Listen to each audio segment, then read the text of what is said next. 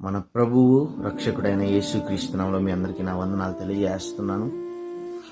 మనకు తెలుసు పాస్టర్ ప్రవీణ్ గారి యొక్క రిపోర్ట్ ఏమొచ్చిందో మనందరికీ తెలుసు.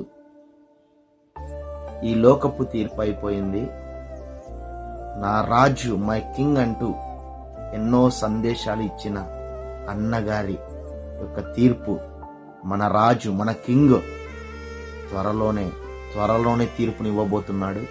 దీని వెనకాల ఎవరెవరున్నారో, ఎంత పెద్దవాళ్ళు ఉన్నారో వాళ్ళందరికీ మన రాజు తీర్పుని ఇవ్వబోతున్నాడు.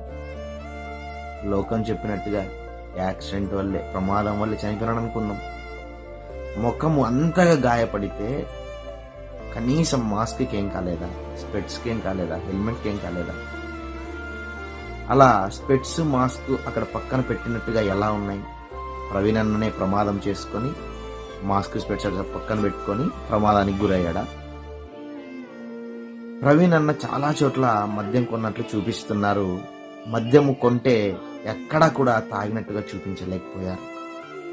అదేవిధంగా అంత మద్యం తాగాడు అని చెప్తున్నారు. స్పృహలో లేకుండా మద్యము తాగితే యాక్సిడెంట్ అయ్యి అక్కడికి వెళ్ళినప్పుడు వెంటనే స్మెల్ వస్తుంది, ఆ బ్యాడ్ స్మెల్ వచ్చేస్తుంది. మరి ఆ స్మెల్ పోలీస్ వారికి కానీ డాక్టర్స్కి కానీ ఆ స్మెల్ రాలేదా? అక్కడ ఉన్న విశ్వాసులకు కానీ అక్కడికి వచ్చిన పాస్టర్స్ కానీ ఆ స్మెల్ రాలేదా? దయచేసి ఆలోచించాలి.